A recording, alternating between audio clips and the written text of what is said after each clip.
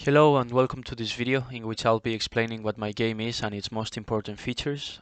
Project Sisyphus is the personal dream of incorporating some of what to me are the most engaging mechanics from three of my favorite shooting games into one video game. This project is a first-person round-based shooting game in which the players must survive endless enemy waves, making good use of their arsenal and skills. The action takes place in an unsettling space station taken over by aliens, which have no other purpose than hunting you till your last breath. The game is heavily influenced by four other games, which are Doom, Resident Evil, Dead Space, and especially Call of Duty Zombies. The name of the game has been inspired by the Greek myth of Sisyphus. The game begins in round one, where the player is spawned in a small closed room carrying a handgun. After a short period of time, enemies will start spawning. Shooting and killing enemies will make the player earn points, which can be later spent on upgrading the character's arsenal, so buying better weapons, unlocking new areas of the map, opening doors, buying ammunition and perks. Every shot that hits an enemy will allow the player to earn 10 points, and every kill 150 points. Once every enemy is defeated, the round will come to an end, and after a short period of time, a new round will begin. The player will always be able to tell in which round they're currently fighting, thanks to an overlay which provides that information on the bottom left corner of the screen. The enemies that the player will face are aliens. The artificial intelligence works in a very straightforward way. It chases the players and attacks when close to it. After 4 consecutive hits, the player dies, which is a time range of 5 seconds. There is a wide range of weapons included in the game, among which stand submachine guns, rifles, pistols, snipers, heavy machine guns, and rocket launchers. Each one of these weapons has unique characteristics that will make them stand out from the others, like magazine capacity, uh, bullet range, bullet spread factor, or fire rate. This means that there will be weapons that are more suitable to use in close quarters combat, whereas others will be more practical in open combat scenarios. Each room will pose a different challenge to the player based on the weapon that can be purchased in that room. This means that the green room, which is where the submachine gun can be found, will be dedicated to close quarters combat, whereas the red one, the red room, which is where the rifle with the telescopic scope can be purchased, will offer long range combat in open areas. Um, there are 4 different types of purchases that the player can make, which are weapons, perks. Perks are a way to upgrade the character's stats. There will be 5 different ones spread across the map.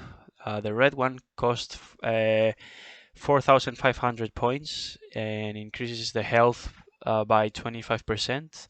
The orange one costs 10,000 points and it doubles the damage each weapon deals. The blue one costs 2,500 points and it increases the aiming speed and reduces the switching delay, while also doubling the range and travel speed of the grapple gun. The green one, which is 3,500 points, and it increases the total ammunition that each weapon can carry. And finally, the purple perk, which is 3,500 points, that doubles the character's controller movement speed. The player can also buy ammunition.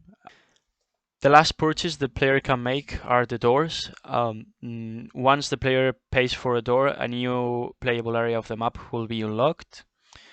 Every time the player kills an alien, there's a 1 in a 20th chance that the enemy drops a power-up. These power-ups are items that will help the player to survive.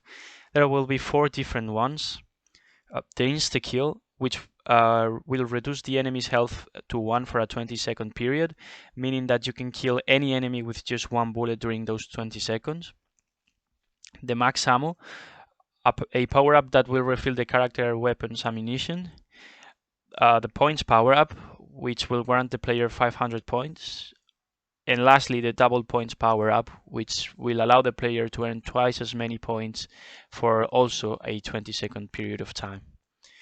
There's also a grapple gun, which is a gadget that is incorporated into the game, which can be used to reach areas of the map that are inaccessible by normal means.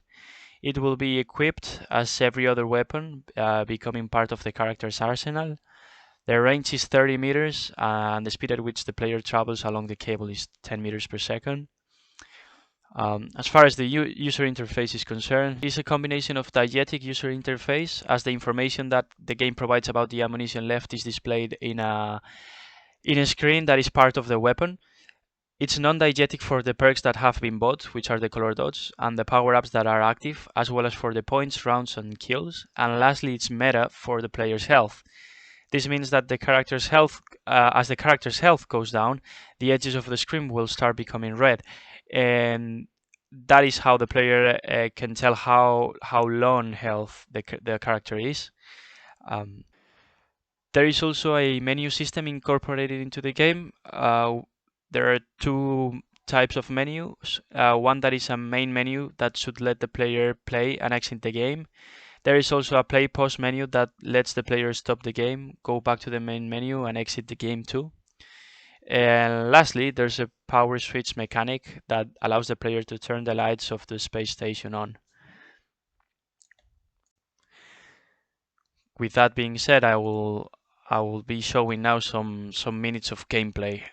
Thank you very much for watching.